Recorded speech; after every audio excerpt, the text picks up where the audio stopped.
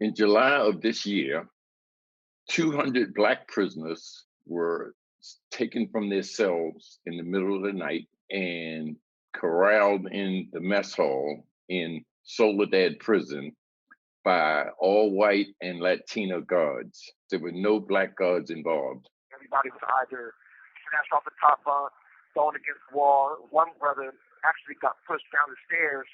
Another guy got his finger broke. Another guy got thrown off the top bunk and slammed on his head, literally. And all three of them got taken directly from their cells to medical. They didn't even make it to the kitchen. One of them I seen get rolled by in a wheelchair. In the midst of this pandemic, they were handcuffed with zip ties. They were seated shoulder to shoulder, back to back, without any masks. No social distancing was respected. The guards were in full riot gear. And in addition to putting all their lives in jeopardy, a sniper was positioned to be able to shoot them if necessary. So the sniper they actually called in, and he walked above the building just to where they could see him. So he wasn't in the chow hall with them, but he was one of the guard snipers. One prisoner contacted his wife and explained what happened. She wrote an article about it in the San Francisco Bayview. Well, according to the warden, it was an investigation into security threat groups, which are prison gangs. But from the people that I've spoken to on the inside are not affiliated in any way with any gangs. And when they were actually pulled back, they were questioned about things like Black Lives Matter. This is the horrifying story that Tasha Williams' husband recounted to her inside Soledad.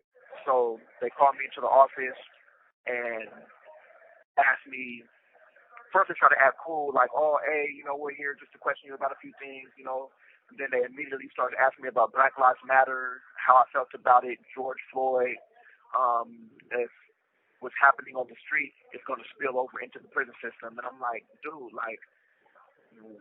y'all pulled me out of my cell at 3 o'clock in the morning, slammed my head up against the wall, cuffed me to the point to where my hands turned blue because of Black Lives Matter. They're like, oh, well, it's not that.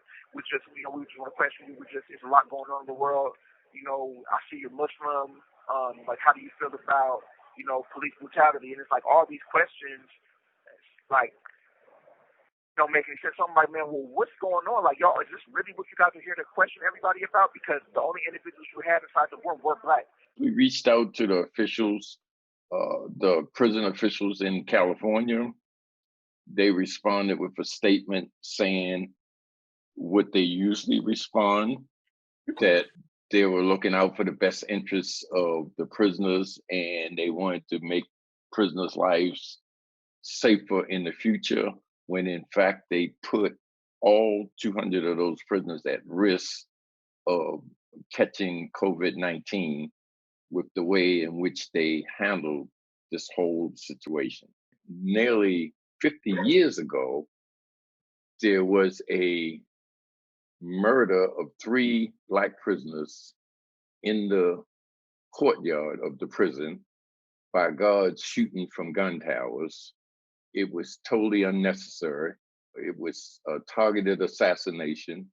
3 of the revolutionary leaders of an organization that was operating in Soledad were killed.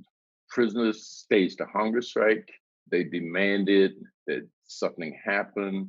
Inquiries were made. The guards were exonerated. No prisoners were allowed to testify to tell what had happened. And so pretty much they got away with murdering 3 prisoners. The results of this was that at some point later on, one guard was tossed off of the 4th tier, and 3 other prisoners were charged with that.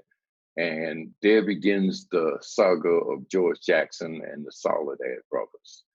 That was 50 years ago.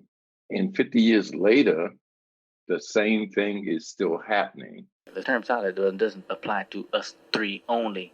You understand?